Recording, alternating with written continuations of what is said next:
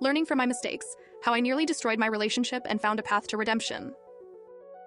I had an affair at work, just flirting. My boyfriend and I were in different cities.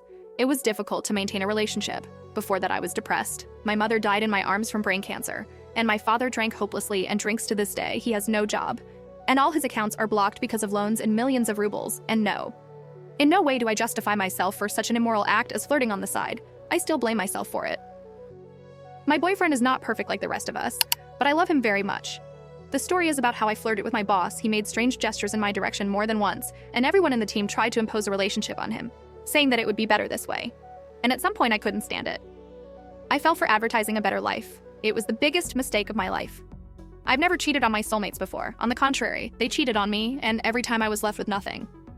I wasn't a good partner before. I'm a pathological liar with psychopathic personality traits that I'm still being treated for. In addition, my father raped my mother, which is why she wanted to have an abortion while pregnant with me. All my childhood, I was told that I had to die. I'm a walking Murphy's Law, clumsy in all walks of life. But let's not talk about it. I am a cook with no education. I work in the kitchen. I have decent work experience. Initially, I got a job as a waitress in a restaurant, worked for 5 months, and I was invited to the kitchen. It was that guy. Let's call him Joe. Joe said that I have talent and that it just needs to be developed. I admit I'm still clumsy to this day, but whatever experience I've had. And so they began to take me to the kitchen with a higher load per hour. Joe took over my training, and at first I considered him my older brother. After all, he was constantly protecting me and helping me with my work, but then everything changed. His conversations with me became more intimate, and I remind you that I already had a relationship, but on the internet. At first I pushed him away from me, but then his work colleagues joined in and began to put pressure on me that allegedly flirting did not count. And besides, your boyfriend is still thousands of kilometers away from you. And I do not know what motivated me then. Maybe the situation in my house was due to a drunken father who began to molest me after my mother's death. Maybe because of something else. But I fell for it. Started flirting back, I swear, now I hate even thinking about it. We corresponded and flirted. My boyfriend noticed a change in my behavior. I became cold and distant. And after a while, he burned me for texting while we were streaming on Discord, how to draw. We are two self-taught artists. I couldn't justify my words. I said it was just a friend from work. I already said that I am a pathological liar, and I tell the truth with clenched teeth. He believed me. And at some point, I wanted to end everything without consequences for everyone.